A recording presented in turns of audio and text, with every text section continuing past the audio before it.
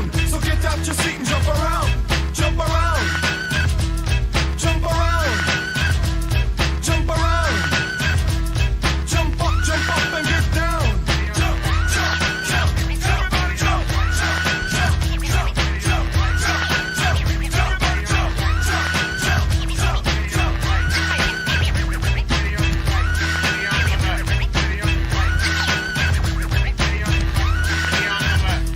I'm the cream of the crop. I rise to the top. I never eat a pig cause a pig is a cop. Or better yet, a Terminator. Like Arnold Schwarzenegger. Trying to play me out like as if my name was Sega. But I ain't going out like no perk, bitch. Get used to one style AO when I might switch it up and around. Then buck, get down, put out your head and then you wake up in the dawn of the dead. I'm coming to get ya, I'm coming to get ya. Spitting out lyrics, homie, I wet ya. I came to get down, I came to get down. So get out your seat and jump around. Jump around. Jump around. Jump around. Jump up and get down. Jump, jump, jump. Everybody jump. Jump, jump, jump, jump, jump, jump. Everybody jump. Jump, jump, jump, jump, jump, jump. Everybody jump. Jump, jump, jump, jump, jump, jump. Everybody jump. Jump, jump, jump. Yeah. This is dedicated to jump. The third. Get going up. Grab your bows out.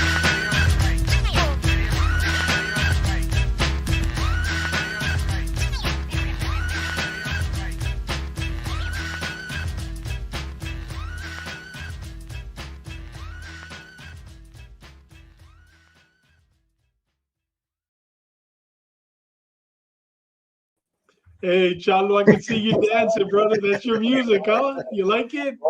Yeah, bro. Orale, who sings it? Who sings it, Chalo? Jump around, jump House around. of Pain, is it? Who sings it, Benny? House of Pain, right? House of Pain. Orale, Chalo, you know it. Yeah, You dude. like to show it. Hey, guys, you know what? You outdid yourself again, Benny. You know not only the music, but the pictures that you correlated with it. Outstanding. Guys, you know what? We have a great show today. It's going to be a long one. I know it is. Outstanding. We got our First Lady, Patsy Cruz, watching us all the way from Chile, Murrieta. We got Michael Martinez, was on last week. You guys get a chance, watch the show last week. He did an outstanding job. Once again, the legend from Colorado, Mike Martinez with us. Bit PD, Juan Cephas. Juan, you did another, man, these past weeks, you've been blowing it up on Fit PD. You guys get a chance, please log on, subscribe to his channel, Fit PHIT PD. Last night, he interviewed, I didn't get a chance to watch it, but you did, right, Benny? Mike Martinez from San Diego PD? Yes. How was the interview, Benny? I haven't had a chance to see it. I mean, anything Juan does comes out great, man. He's just Okay. he's got the charisma to do it, man. He's good. And he has the looks too. Not like us. We're a bunch of old bastards. He's a good-looking young man. So yeah, you're absolutely right. And we got the legend, San Diego PD, Chris Kilby. Chris, thank you. You know, this man right here, he's the one that calls you once a week or once every 2 weeks just to check on your welfare. Let us learn from him. Let me learn from Chris. Today he called me. I didn't answer because I was at the dentist. And he goes, brother, just checking on you. Just send me a 10-4 that you're okay. And it's guys like that keeps us going. Thank you, Chris, for everything you do. We got Grant. He came back from whiskey, flat days. Let's go. He's probably a little hungover from whiskey. And we have our new sister that's with us, that's now a part of our family. Nancy Mosqueda, 2492. This is a woman of God, a woman of faith. Thank you, Nancy, for being with us. You're always watching, but you always come a little late. But today you made it on time. Thank you, sister. We got Crime Fighter. We got Jim DeJanis. He's going to be with us on Ash Wednesday on March the 4th. And he's going to, I don't know if he's going to smoke a cigar, but I know he's going to have a drink with us. He's going to let his hair down. I can't say I am, but he's going to let his hair down. And Doug, you and I can, but he's going to be with us on Ash Wednesday, letting his hair down. It's going to be a great job. And Chalo came up. Let's do it. And our sister, man, that's been with us from the very beginning. Thank you, Ceci. Yes, you're absolutely right. Saludos, everyone. And it's going to be a great show today. And the last one, because I'm going to stop because I can go on forever. Old boy 6859. What's up? What's up, brother? Thank you. Please subscribe and hit the like. And guys, with that said, Benny, it's all yours, my brother. Hey, what do you guys think about that last photo of Doug? That cartoon. That I was- was able to- I look I- I young. Dude, that was awesome. Bro. yeah, I don't know how I did it, dude. I was one of those nights that I can't sleep. I was just playing with the computer, and damn, there it was. Hey, that looks Yeah, fun. I know. So dude. it's an honor. So today's an honor to introduce retired San Diego Police Detective Sergeant Doug Collier. Doug brings an extensive experience in narcotics and gang enforcement, specialties that have defined his career as a high-packed in-service. The guy is just unbelievable when it comes to gang enforcement and narcotics. In tonight's episode, we're going to explore Doug's career as a senior investigator with the Riverside County District Attorney's Regional Gang Task Force. So from San Diego PD, he went to the DA's office in Riverside. Just how active and violent are the street gangs in the Inland Empire? I mean, Riverside County rocks, man. I'm telling you. What was the mission? What was the mission of the Gang Task Force? We're going to learn today what constitutes a street gang, and we're also going to explore California Penal Code Section 186.22 and the documentation process. After reviewing his career, it's clear that Doug embodies the standard every officer aspires to reach. Doug, we're grateful to have you here, man. Welcome to the show, man. Thanks for having me back, guys. It's fun. Hey, Doug- Benny, you forgot to say that he's also the co-host of Ash Wednesday. They can watch him live every Wednesday at 5:00. Pretty soon he's going to have his grandfather's pipe and his grandfather's hat watching the show with us. But he's a guy that is known as the $300 bottle man because he always has a great bottle of whiskey to share with us. I'm telling you, I was hoping he was going to wear that Pinky Binders hat he likes to wear. Ain't that a cool hat? It's a badass hat. Yeah. That'll be on tomorrow. I got a new one for tomorrow. Oh, okay, I can't wait. So, Doug, looking back at your tenure as the San Diego Police Department, how would you summarize your career path? We love to hear about the different divisions you worked in, and what stands out the most in those years. What was the most impactful work assignment you had in those years with San Diego PD? Yeah, I had a really I had a blessed career. I started off at the county marshals, so I'd been there for 3 years, so I knew how the legal system worked. I knew how the court systems worked, so I think I had an advantage on a lot of younger officers. I'd already been talking to people in the field, and that's a big hurdle for young officers is just getting out of the patrol car and talking to people. So I kind of had that under my belt when I came on, so I was kind of lucky there. But I did my patrol time at Central, which was fairly short, just a couple of years. And like a lot of young officers, I wanted to work dope really bad. I was doing search warrants as a patrol officer, doing proactive work on my beat. I mean, I handled my beat, but I was doing a lot of search warrants. I had a really good sergeant. Some people loved him, some people didn't, but great sergeant. LD Martin was his name, and he really kind of mentored me, and he helped me with a lot of stuff. And he encouraged me to do those warrants as long as I was handling all the calls on my beat. So then I got selected for a new unit that started. It was a uniform narcotics team. I thought that was going to be it. This is going to get me to the place I want to go. And that was in 1987. Started there. I worked it was called Weekend. It was a uniform narcotics squad. It evolved in 1989 to the Special Enforcement Division, and it kind of changed to more gang enforcement. Still had that narcotic nexus to it, but we were dealing with a lot of gang issues at that time in San Diego. Plus, we did a lot of other things. We were doing the protests, mobile field force situations, the anti-war stuff going on for the first Gulf War. So we were kind of a well-rounded group. But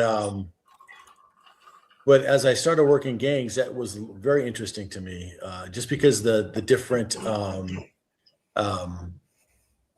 all the crimes they committed, they just weren't selling dope. I mean, they were involved in everything. So I started learning about gangs, especially up in the East San Diego area, which is now the Mid-City Division. That's where I worked all those years. And then that unit was disbanded in 91. basically we were told we were worked out of a job.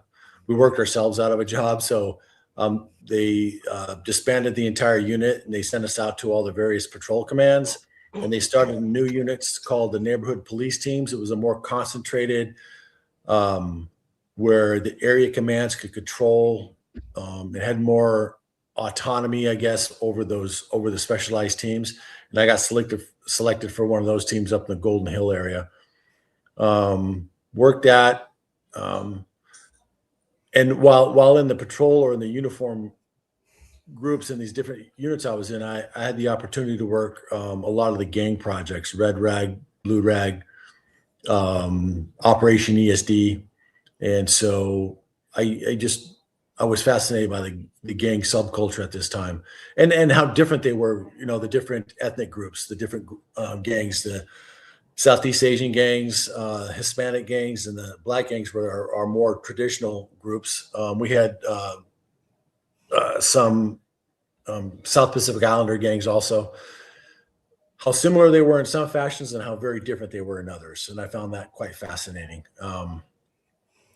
After NPT, I ended up going to the brand new uniform gang squad called GST, the Gang Suppression Team. And that was brought about because gang crime was going back up through the roof. Since SED was disbanded, there was no proactive unit that was designed just to address those issues of street gangs on the streets. So they brought us back and they renamed it, and they actually put us under the gang command this time, which was very smart. So the original team was 9 officers and a sergeant. And we worked directly under the gang lieutenant. And then, the gang lieutenant also had the investigation side. So we were the eyes and ears for the detectives, helping them with intelligence in the field, because we were in the field every day. The detectives, they couldn't be in the field as often as we were. And so that's what I was involved in that, on that first team. And then I got promoted to detective and remained in the street gang unit. I just went to the investigation side, worked investigations. Initially I worked Black street gangs, and then I went over to, did some South Pacific Islander gangs for a while. And when the Southeast Asian gangs were really starting to pick up, there was only one detective working that group, and that was Mike Gallivan. And so, and he and I were working some cases together because they overlap with some of my Pacific Islander gangs. But so I was approached by our sergeant and said, "Hey, would you want to work with Mike and be his partner and work just strictly Southeast Asian gangs?" And I jumped at the chance to work with Mike Gallivan. Mike, I don't know if anybody, for those of you who know who Mike is, he's probably the best detective that I've ever seen at the PD. Or any other agency. The guy is just phenomenal. If he's the type of detective that if your family member was the victim of a crime, you'd want Mike investigating that case because it's going to come to a positive resolution. He's really, really good. And he's really good with people, really good at developing informants, and he's just smart. Just a smart investigator. So I learned a lot from Mike. We worked together for many years, and then I got promoted to sergeant, went back to patrol for a time, and then got back to the gang unit with my as a gang detective sergeant. So, and then I had my squad team 4 for 4 years before I returned to patrol for a short time and then went overseas. I think that's a tough question, Benny, about which is the most impactful unit. I would probably say at that time, the most impactful as far as learning the job would be WeCan. And the reason I say that is because I was so young and I was working with some really senior uniformed officers that worked a variety of commands. And then we had all this autonomy. I mean, we weren't responsible for answering radio calls. So we weren't going to domestic violence calls. I mean, we would volunteer if they needed help. But we would respond to hot calls like crimes in progress, but we didn't do the burglary reports. We weren't traffic officers. We didn't do traffic accident reports. We didn't do that. we were strictly a proactive narcotic group. And at that time, in the area I was working in Mid-City, it was mostly black gangs that were involved in the crack cocaine sales, on the streets. And we were street operatives. We were supposed to work on the streets. So impactful wise, I would say that, because I really got so much experience there, writing search warrants, doing, surveillance as best as you can. But each unit contractors will never tell you this trick. Each unit basically prepared me for the next transition of my career. But weekend was probably the most transformative for me. Wow, dude, heavy. Yeah. Who's that? That's not me. Anyways, hey, Doug. So after your time with the San Diego PD, you moved over to Riverside County DA's office, right? And you were promoted there to Senior Investigator and joined the Regional Gang Task Force there. Could you explain the core mission of the task force was, specifically, how was the unit structured? Were members assigned to specific geographic cities, or were you all divided up based on targeting a particular street gangs during that time? Yeah, I think the task force actually started in 06. I may be wrong. June of 06. I got to the DA's office in June of 06 after I retired from San Diego. And it was started because the gang impacts were going on in all those different communities. And, there's a lot of smaller agencies in Riverside County. It's not like San Diego. Riverside, the city of Riverside is probably I believe is the largest city up there. And, their officers, I think they had like half the number of officers that San Diego had. So in these smaller agencies, you're really kind of limited as to your resources when it comes to manpower. So what happened was they developed a gang task force, and what that was is it was all the agencies in the county got together, and it came under one command, and it was a sheriff's captain. Sheriff's being the largest agency in the county and the county seat, so they kind of like headed the whole thing, and they divided the task force up into regions. So, and it wasn't by gang sets, although it kind of works that way with the way the cities and the county areas work up there. But it was really done for regional purposes, for bookkeeping and enforcement actions. So there was a region. There was 8 regions throughout the county, and I'm trying to see if I can remember them all. There was Temecula, Murrieta was a region. Elsinore and Paris was a region, I believe. Murrieta, not Murrieta, but Moreno Valley, was a region. Corona had its region. Riverside was a region. The San Gregorio Pass, where like Banning and Beaumont are, and that whole pass between the desert communities and Riverside, that was a region. Hemet and San Jacinto, and then the desert. I believe that's 8. I hope I'm not missing one.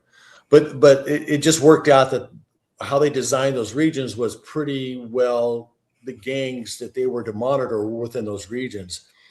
And then what each region had a host agency. So the Murrieta Temecula host was the Murrieta Police Department. So they provided office space and records divisions and all that for their offices, which also was they were the holders of the gang files. So for the intelligence files of all the gangs, each region they were in control of their files. And what that really did regionally is it got all the agencies to talk about the gang issues, because as we know, they don't just stay within their own geographical areas. They go outside those areas to do crimes. And so there may be intelligence on say I worked up in the Corona Gang Task Force. So the gangs that I was responsible for monitoring and doing investigations on don't necessarily stay in my region. They may have gone to other regions to do crimes, or even if it's just to socialize. But those outside regions might have intelligence on my guys. So we shared information, which wasn't happening before the task force as much as it should have. So it was well defined as a task force. So each task force, so you had your host agencies, and a lot of the agencies were hosted by the sheriff's department because they were the contract cities for those areas. So they had the most, but those host agencies provided a supervisor. So in Corona, for instance, I worked for my supervisor was a Corona PD sergeant, and then each host agency had an officer or detective assigned to the task force, at least one. And all the agencies basically in the county participated, and they would be divided amongst all the groups. So the district attorney's office had an investigator on each team. The sheriff's department had an investigator on each of the 8 teams, at least one investigator or office or deputy. And then we had probation officers that were on some of the teams. We had parole officers on some of the teams. We had highway patrolmen. We had border patrol agents. You name it. Those officers or those agents were on the squads. And that just brought a lot of resources. So, for instance, we had a highway patrolman on our squad. So he brought the resources of the California Highway Patrol, which is, our state police. So we got all our pursuit trainings and stuff. He arranged it all. So we got pursuit training through the Highway Patrol, which has probably the best pursuit training, that I've ever been involved in. Absolutely, hands down. Those guys can drive cars like there's no tomorrow, which helps us in patrol because, we got very little training in the academy other than on going around a bunch of cones and stuff, but they actually do pursuit training. So not only did it up our training levels, but the information sharing was phenomenal, and it was well organized. It really was. They had meetings all the time. We had policies and we had MOUs, and then it became standardized throughout the county. So for prosecution purposes, it didn't matter which, gang task force was involved in a case. For prosecution purposes, it was handled exactly the same way. Paperwork wise, how we shared our information, how we provided evidence to the prosecutor's office, the district attorney's office to prosecute these cases. It was well organized, very well organized. Hey, I Doug, really enjoyed working at task force. Hey, Doug, did they also assign a deputy DA to each task force? No, we had each region was attached to a judicial district. Okay. So yeah, there were deputy DAs out of each judicial district that were assigned to gang cases. So we had a good working relationship with those prosecutors because they're the same ones that handle our cases all the time. So they weren't necessarily attached to our task force. They could have had 3 or 4 groups attached to them. Because the way the regions were broken, the gang task force regions were broken up within the judicial districts. So like downtown Riverside, they probably had 4 regions attached to them, but they had a larger group of prosecutors assigned to their gang cases also. So, but yeah, but those prosecutors became well versed within, those regions' gangs. So they knew what to expect for documentation purposes and what kind of testimony was going to be given to those groups. Yeah. Hey, so you go out there now and you're doing cases left and right, man, and then all of a sudden let's talk about the specific case that was pretty popular. Still, you see it, you Google it, man, and you got all this stuff. the Fight Club, Yeah. Fight Club in Murrieta. Can you take us through the investigation? Specifically, how do you go about proving a group meets the California legal criteria for street gangs, and what did the process look like as you began uncovering the activities of this gang, this group? Yeah. So the Fight Club, the lead investigator on that was actually Mike Gallivan. He was attached to the Murrieta Temecula Gang Task Force, and he got assigned there in 2000, in the beginning, in I think it was June 2006. At that time, shortly there, well, I think his investigation actually started in 2008. But the Fight Club had been around for several years, and Mike got wind of it, overhearing some conversations on stuff. But at the time, I was attached to the Department of Justice on their through the Bureau of Narcotic Enforcement. I was attached to a group called the Gang Suppression Enforcement Team, GSET, and we were doing wiretap cases and then assisting local agencies with their investigations. We were like I don't want to call us a manpower pool, but if they asked us for help, we would provide assistance because we had resources through the state. Now, obviously I wasn't a DOJ agent, but the district attorney's office attached me to that squad, one to be a liaison to help with getting cases ready for prosecution, and the second was to actually make cases within their county.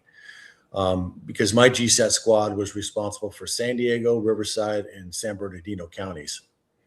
So it was a pretty big area that we were covering. But how it started was there was a young lady who had been dating a guy that was one of the original members of the Fight Club. And she realized that there was a bunch of, they were committing all kinds of crimes. So she actually went to the Murrieta PD twice to talk to investigators about it because they were getting involved in some major felony crimes, robberies, beatings, putting people in the hospital, all kinds of stuff. So, but the second time she went to go see him, nobody came out to see her, so she just left. And Mike happened to be interviewing somebody else and overheard what was going on, so he started looking into it. And what he found is that it was one of those, I forget what you would call them, but it wasn't a traditional, it was a non-traditional gang. People think of street gangs, excuse me for a second, but a train's going by my house. But when you think of traditional gangs, you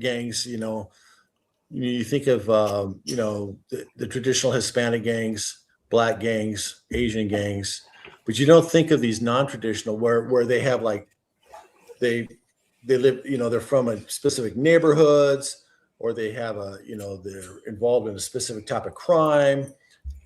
And I'll go over that in a little bit, but that's more your traditional gang, right? But this group of guys was, and they were of all ethnic groups. Most of them were actually white kids. But they came from, they were from influential families in the community, all kinds of stuff. So it was a difficult thing to put together because the law enforcement wasn't putting all the pieces together. They had the clues, but no one was putting it together that these guys were actually a gang committing crimes. So Mike started that. He started the ball rolling, and he started this whole background looking at. He was able to identify. Well, he ended up interviewing this young lady and got some more information. But he went back and he started identifying crimes that these guys were involved in that were either closed, unsolved, or had just been not investigated at all, or victims that weren't coming forward because he was discovering crimes that weren't reported because the victims knew that nothing was going to happen because nothing had happened in the past.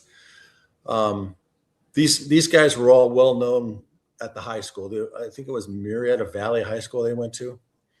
Don't quote me on that one, but they were all football players. Everybody knew who they were. Their families were prominent. So, these victims were like, nothing's going to happen. So nothing was being reported.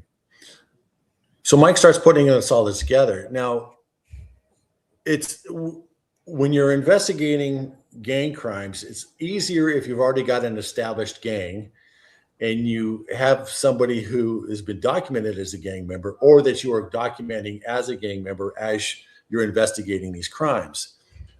This was more difficult, because you have to document the gang while documenting the members that were committing all these crimes.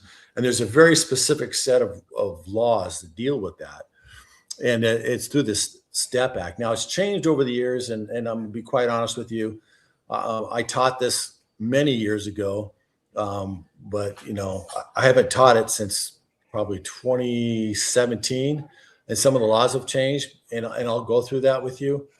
But back then, it was a penal code section called 186.22, and it was the whole section that dealt with what the definitions of a gang was, the definition of a gang member, and what the criteria was in order to make those documentations, and then the crimes that that qualified as gang crimes. And all this started back in 1980, when the Attorney General, I think his name was George Duke Majan at the time, started this youth task force throughout the state, because at the time, a lot of the gang members were juveniles, and the juvenile system, for those that you don't know, the juvenile system is not a punitive system. It's a rehab system. So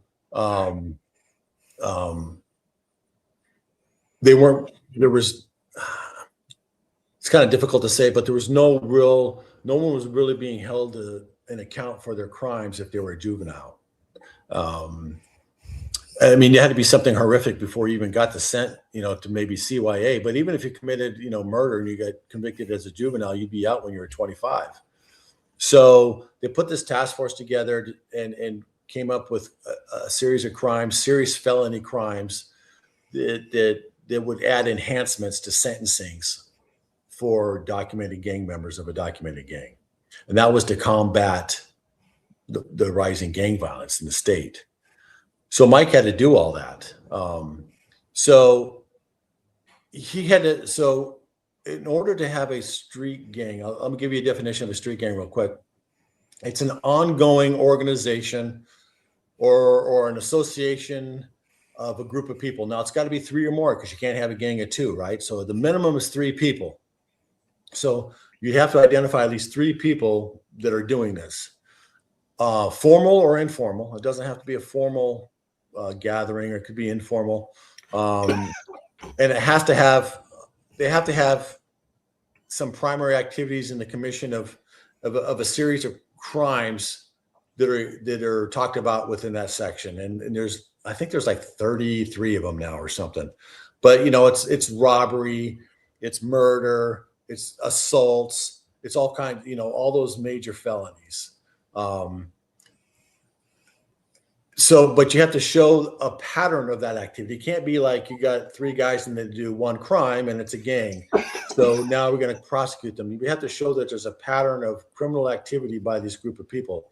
And you have to show that pattern has to be committed by 1 or more of the members of this gang, and they have to be within a certain period of time. So you can't go back like 20 years and say, oh, they committed a murder then, and now 20 years later there's a robbery and it's the same guy, so we're going to call them a gang. That doesn't count. They have to be within a certain period of time. I think it's 3 years. Now it is. Yeah. So there's all these different rules, and then you have the rules about the individuals. So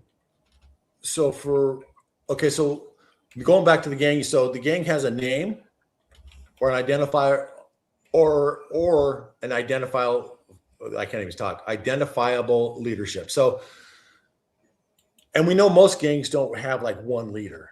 cliques, and they have, strong personalities, and the gang might have 30 guys, but not all 30 guys interact with each other. They know each other maybe, but there's maybe like 5 or 6 different cliques, and there's a strong personality in each of the cliques, and they have a set of rules that they generally follow, but it's not like the mafia. It's more loose. For most street gangs are that way. That's why they're different than organized crime. But they have to claim a turf, a territory, neighborhoods, or a criminal enterprise.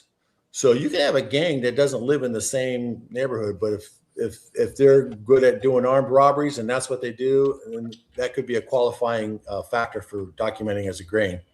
And they have to like associate internally, like on a continuous basis. Now the whole group doesn't have to be together. So when they get together, it's not everybody has to be together at the same time. You can have sections here and there, but you have to be able to put the various people with other members of the gang on a continual basis, that there is some type of cohesion within that group, and that they're involved, like I said, in that pattern of criminal activity that's designated within the section. So that's how you get your gang. But of course, you can't have a gang without people. So Mike had to do the people at the same time. And in order to do that, in order to document a gang member, there's several criteria also, and that you can use. Now, the statute says you only have to have 2 criteria, where if you can get 2 criteria within a short period of time, I think it's within a year, you can document somebody's. Agencies can make that more strict, where they can say no, 3. San Diego PD, we had to do 3. Some agencies only require 2. Sometimes if it's some agencies require just 1 if it's a classification interview at a jail. So if somebody gets arrested and goes into the jail, and the classification deputy says, and Benny knows probably this better than I do, when they debrief the guy and he admits to being a street gang member, because you can't put him in that, cell block over there, because there's guys that are, of an opposite gang. Some agencies allow that to be the documentation, because they think that's a strong indication that he's a gang member if he's requesting to be housed with similar gang members for safety purposes. But so it's a minimum of 2 per the statute, and then the person has some type of paraphernalia that indicates that they belong to that specific gang, not your generic bullshit of like a teardrop or a guy with a gun tattoo. It's got to be specific to the gang.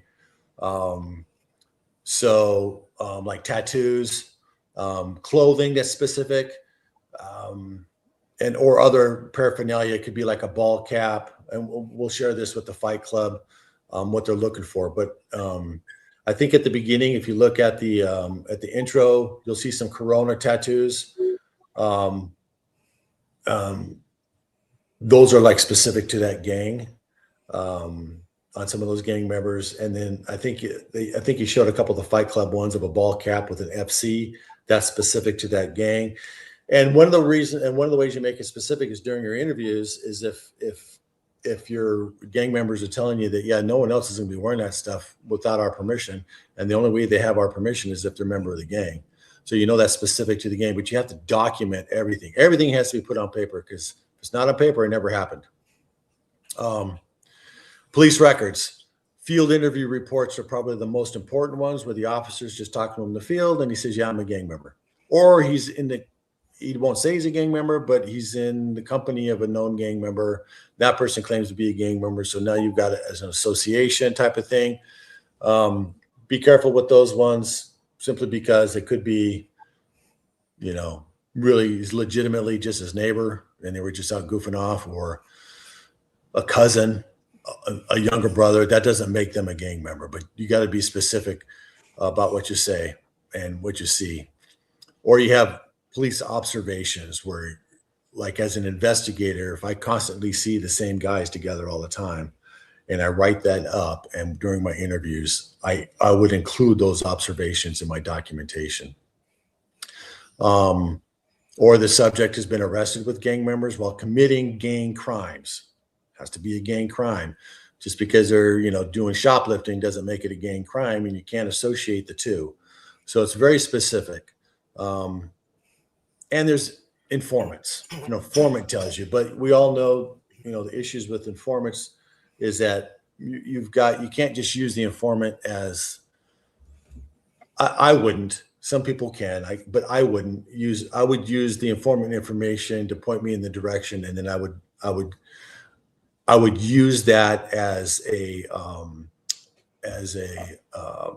guide to my investigation to show that this guy's a gang member. I would document it, but I would not use that as a criteria. I would go different.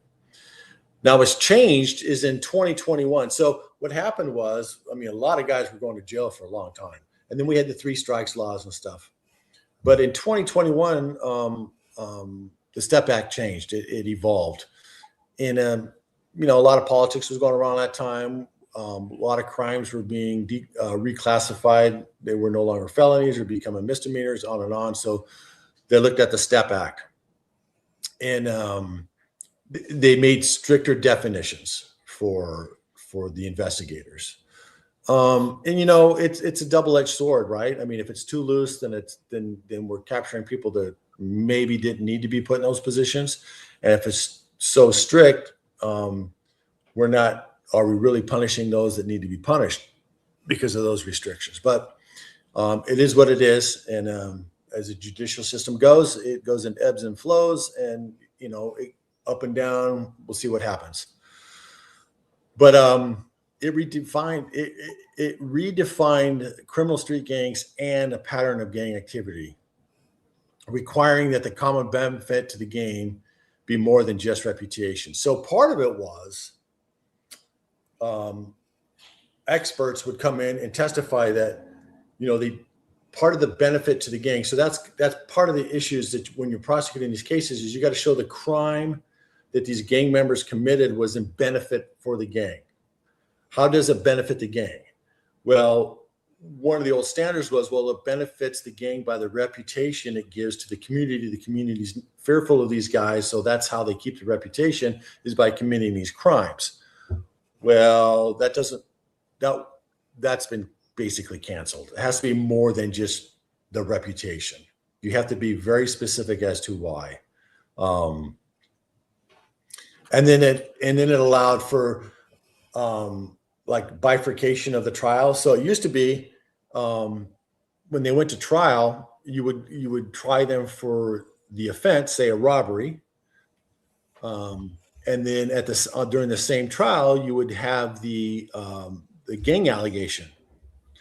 So the jury would hear both the cases from the same, and then they would find, they would either have a guilty or not guilty for either one, or hung, but it was, guilty or not guilty for either one. And then they would be sentenced. After, say they were found guilty, they would be sentenced for both the allegation and the crime. And sometimes the gang allegation held a stiffer sentence than the actual crime did. So say it was a grand theft. A grand theft, say somebody's never been arrested before. It's their first felony offense. Maybe, the highest sentence in prison would be 4 years for a grand theft. But the gang allegation would bump it up, another 6 years. So now you're looking at 10 years. So it was very effective in getting very bad guys off the streets. But I don't want to say there was any, loose testimonies, because it was all up to a jury at that time, but the rules weren't as strict. The 2021 laws kind of cinched that down a little bit, says you have to be more specific as to how this was. And then so on the bifurcated trials, now they could separate the trials. So you would have one trial for just the underlying offense of the grand theft, and then you have a separate trial for the gang allegations, which is probably would be in favor for the defendant. One is because a prosecutor, unless it's a very heinous crime, probably aren't going to charge a gang enhancement because it's a lot of money. to have two trials. And two is that now a separate jury is hearing just the gang allegation stuff. So it's they don't have the background. They're not hearing the noise from the previous trial or the earlier trial of the grand theft or the crime that he was initially charged with. So it can be kind of in the favor of the defendant on that case. The predicate crimes. So we use predicate crimes. So when you would apply the gang allegation on the prosecution of a case, we would have predicate crimes. We would have to prove that there were at least three crimes that were prosecuted that resulted in guilties or a guilty plea or a jury committing or finding them guilty of gang crimes of the same or similar, under the 182 sections. So what the new law did, because the old law was 5 years. So in 5 years, I had to show a predicate crime within 5 years from that gang that this individual is a member of, that they did a predicate crime. The new law says that now it's down to 3 years. So you have to have those predicate crimes within 3 years. So with the new bifurcated trials, that's going to be harder to do because prosecutions may not be happening as often because they are quite expensive. So if you have two trials you're doing, you're doubling your cost. So, depending on, the nature of the incident and the background of the individual that's on trial, you may never ever see another, you may not see the progression of the gang trial after the initial offense. So those three predicate crimes are going to be harder and harder to find. And then it also changed the California Supreme Court also changed how courtroom expert testimony went. So in California, I could testify as a police officer. I could testify to what another officer tells me or to another officer's report. Where that if I was a normal witness, that would be hearsay. It would have to be the actual officer or that wrote the report or the actual officer who did the interview would have to testify. But for gang testimony, for expert testimony, I could do all the testimony. I would just look at the information in the gang file for that individual, and I would go through the history, and I would actually write a report based on all that history, provide it, and I would testify to those actions. How it works now is that I can't do that. I have to have personal knowledge of the facts rather than relying solely on hearsay. So as an example, I've been retired for 4 years, and I got a call from Orange County District Attorney Investigator, see if he could send me a subpoena because they needed. They had just done a big case, a wiretap case, where they were doing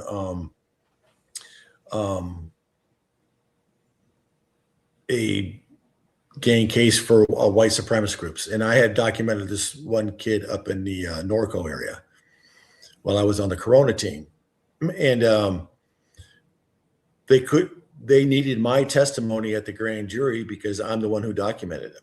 Now, I don't know what the rules would be if I was not available to testify as to his gang membership and his documentation. I don't know how they would go around that, but they actually sought me out in my retirement to see if I would come testify in the grand jury. So it's definitely changing in the state as to how that goes. So it's becoming more difficult. So when Mike was doing all this, he has to keep all this in mind, not so much the latter stuff I talked about, but the predicate crimes, the time limits, all that stuff. And then some of these crimes that he was finding, you're looking at statute of limitations issues. There's all kinds of issues you're looking at. So it was difficult. And what happened was, the team at the time comprised of seven officers, investigators and a sergeant. And they're responsible for still going out and dealing with all the other stuff. I mean, there's established gangs down there. And so, Mike was trying to do these cases in conjunction with all the other duties.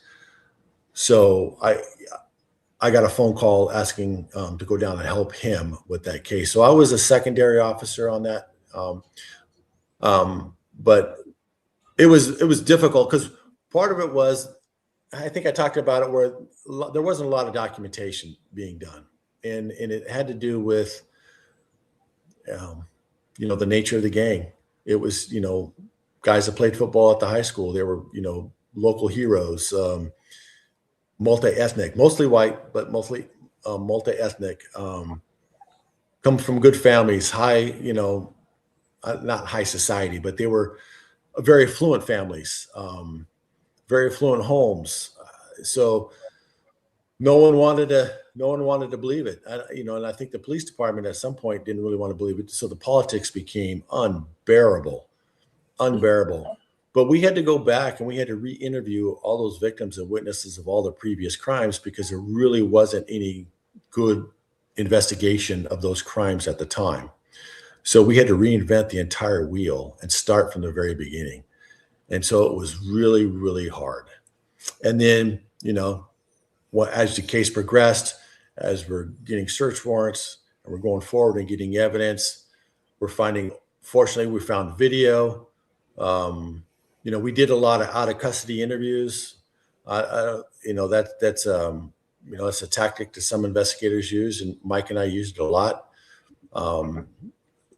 Or sometimes they would tell us things and sometimes they wouldn't, but we hope to get these guys to talk a little bit. Some of them did, some of them didn't, but we found witnesses who were finally willing to come forward because, quite frankly, they were shied off by some of the investigators or the patrolmen at the beginning. So that was difficult to overcome. It's like, well, why do you guys care now? It's been 3 years, why do you care now? I was in the hospital for a month and nothing happened and no one even came to see me. So why do you care now? Those are the hard things to overcome in these cases. And that was very hard in this one. So, 11 guys were identified. 11 guys were identified. Initially, I think there were 12 altogether. And then the case started to roll and search warrants were served. And we ended up arresting these guys for arsons, temp murders, armed robberies, commercial robberies, you name it. These guys were doing it. When I say felony vandalism sounds like kind of a silly crime, but I mean, they destroyed things, absolutely destroyed things.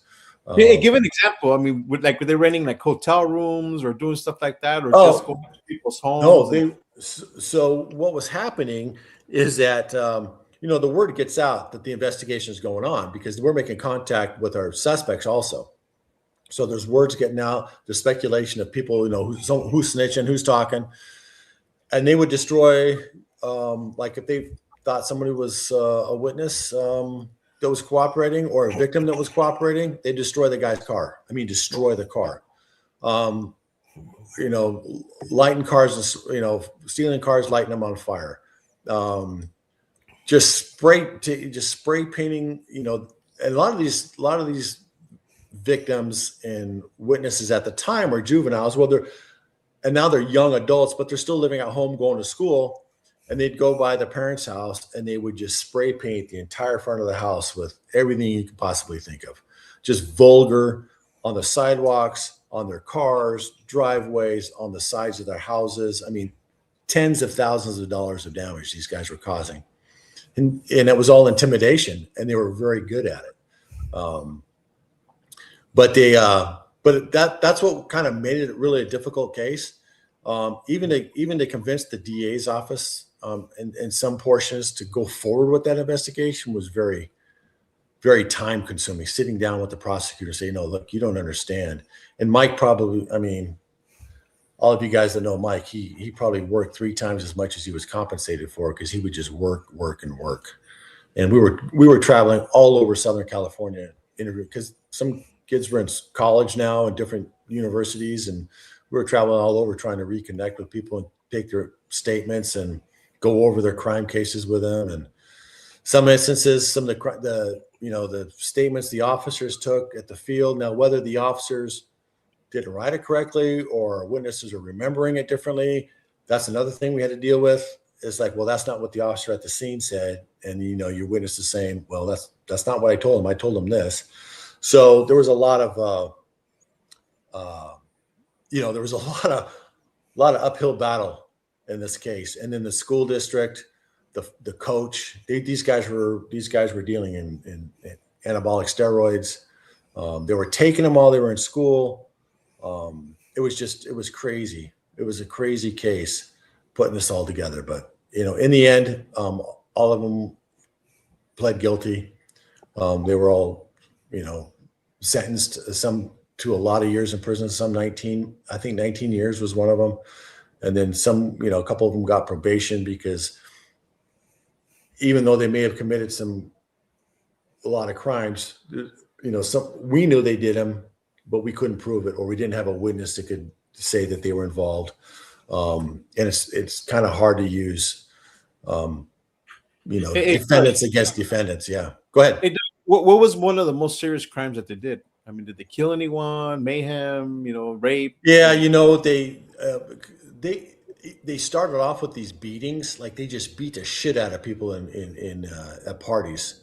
And, they beat this one kid so bad. I mean, he had permanent brain damage.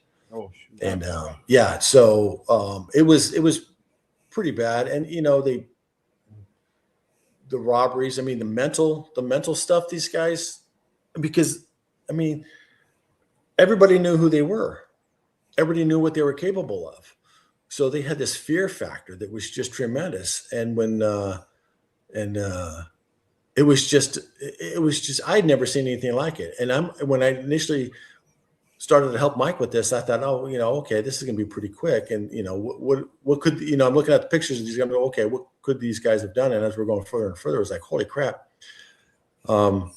These guys were worse than some of the hardcore gang members I'd worked in the past. And then, during the court proceedings and stuff, Chalo, I mean, if you could hear the shit every time Mike came out of the courtroom, and I'd be out in the hallway monitoring what was going on in the hallways while Mike was testifying, and just see if I could overhear things that were going on. Just the hatred that was spewed out from the people in the hallways, the supporters of the defendants in these cases was just unreal. And that, hey, how come my son's not a gang member? I mean, look at him. How could he be? And that was the thing. And it was carried off in the press, and it was in the schools. And then it was a very difficult case, and it was a lot of strain. Yeah. Hey, Doug, did they ever make a movie out of this, or a book? Somebody write a book on this, or a movie? No, I've talked to Mike. I mean, Mike could write a volume of books of the cases he's done. This is a really good one. Because it takes a gang from the beginning to the end. Because by the end of this, Fight Club basically disappeared. Now, from my understanding, there may be one or two times where a couple of knuckleheads might have popped up, but the PDs were pretty quick at shutting it down.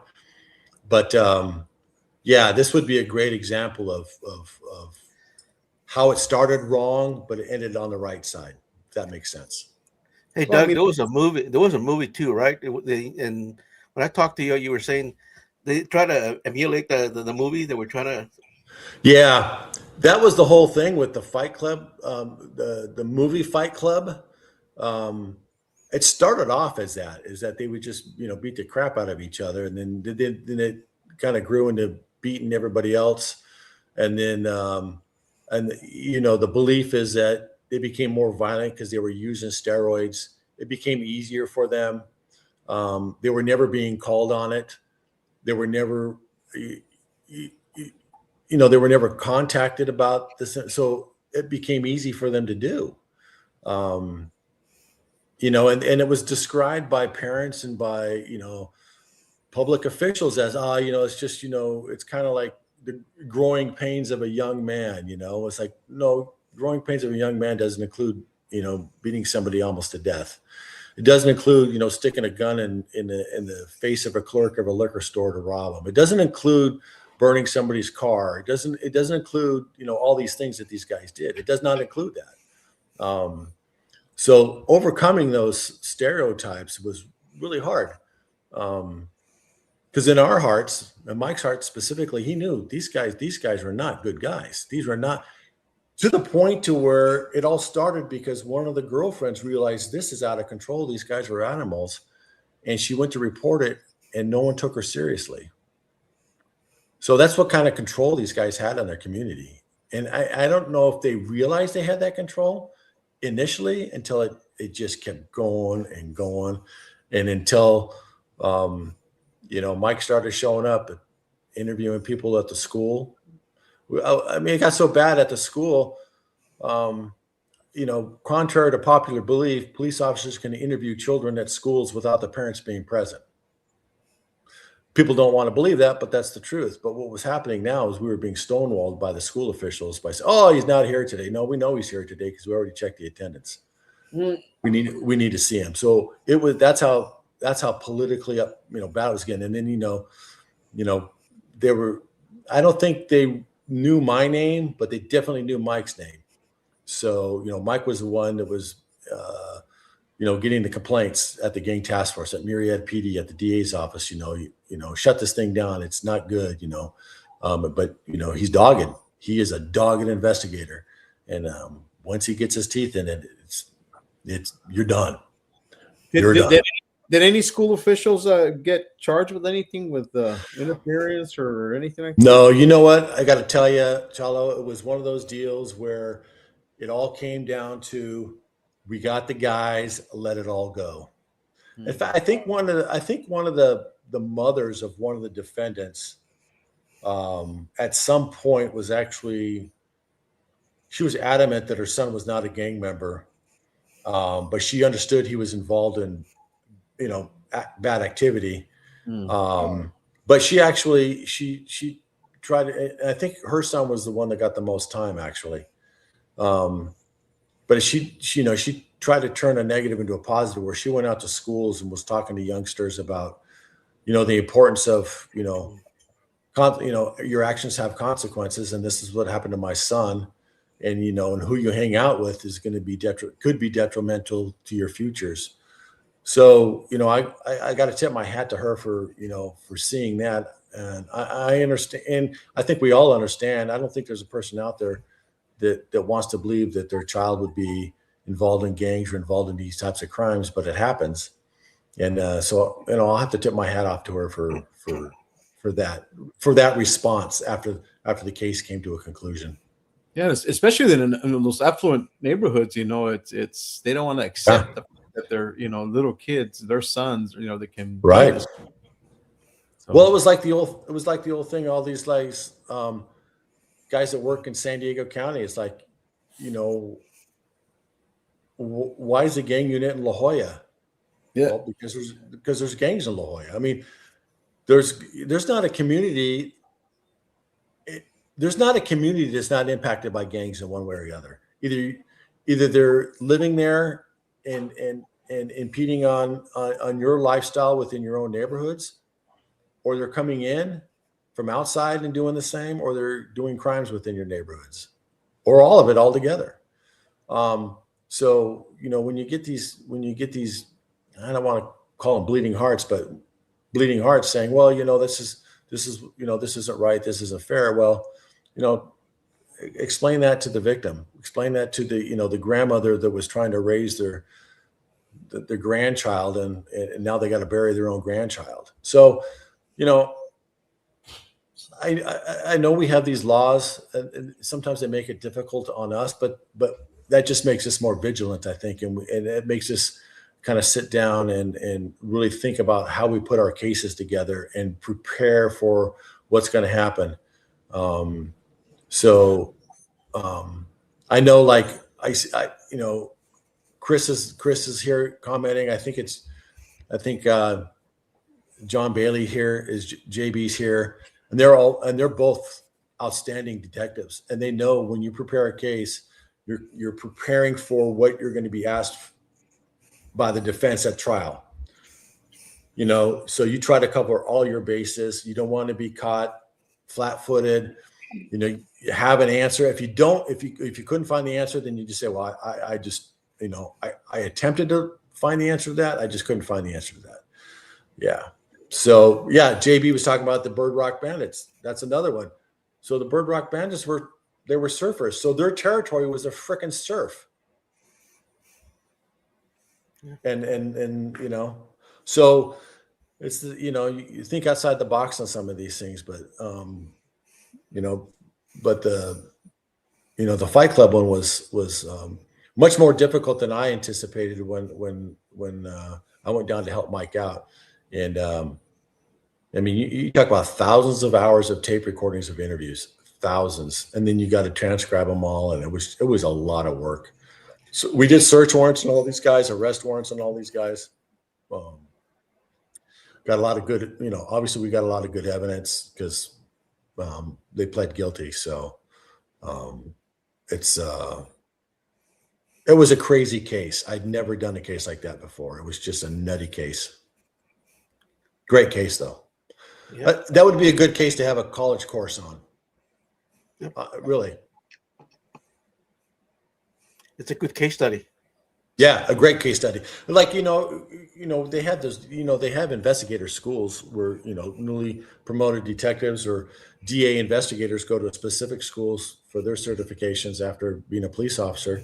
So that would be, a great day class to go to.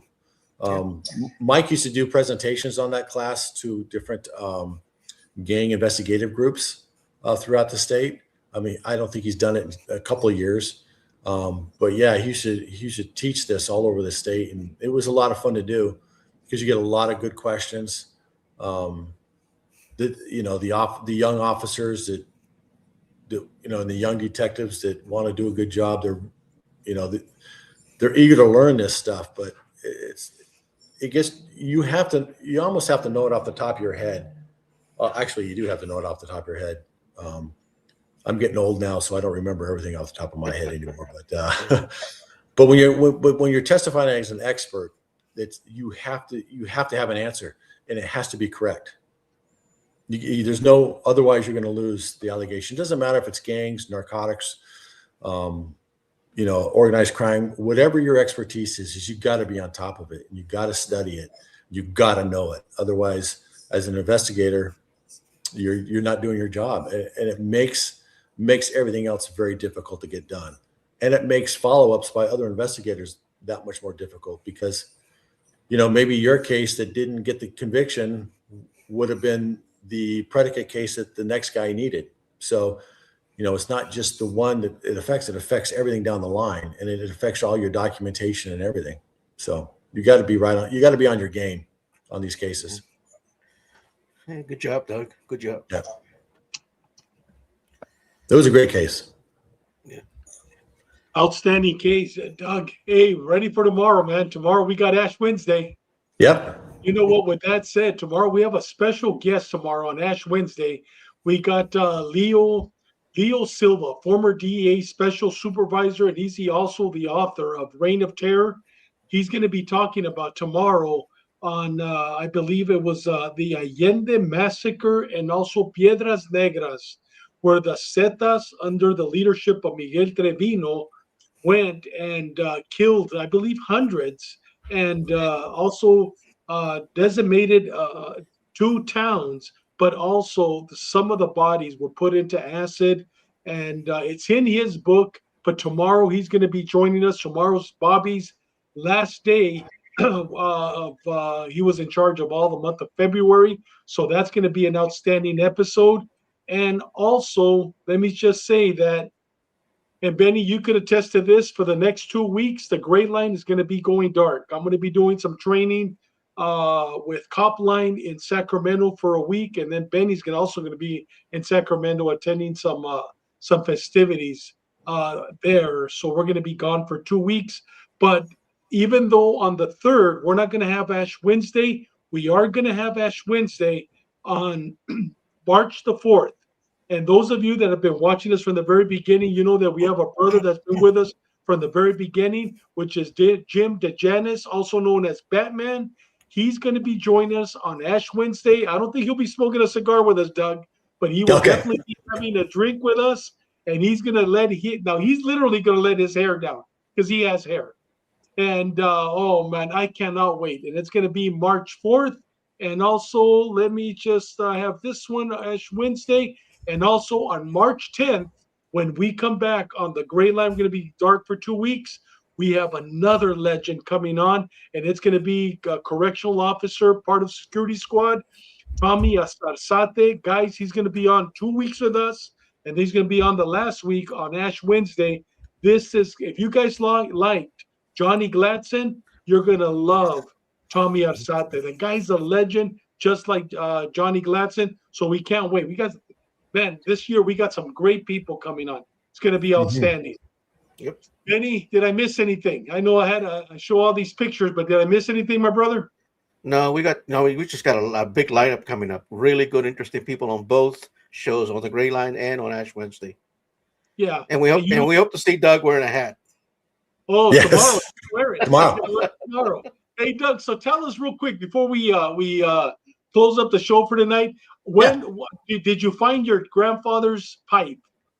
It's coming out, but I do have Okay.